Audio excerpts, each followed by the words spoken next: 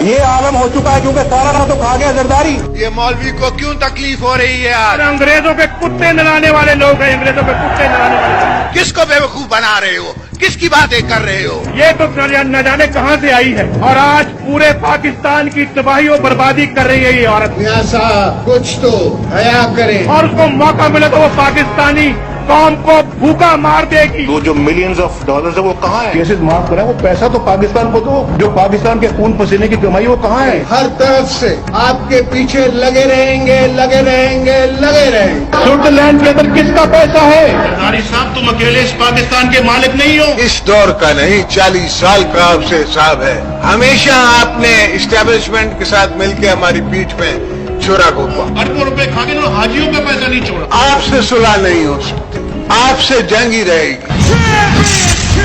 सरदारी साहब आपकी peoples party तो कहीं नजर नहीं आती मुझे। आप लड़ेंगे?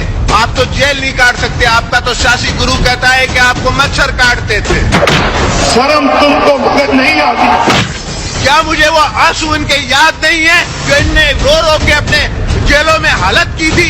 कागजी शेर, ये जरदारी अनारी सब एक है, ये सब एक है। मियां मोहम्मद नवाज शरीफ का असल बाप जियाउल हक है।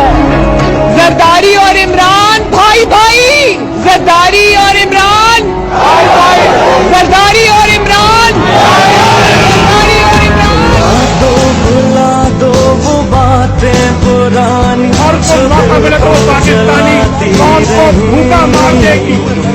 वो यादें तुम्हारी, वो बातें तुम्हारी जो हमको सताती रही।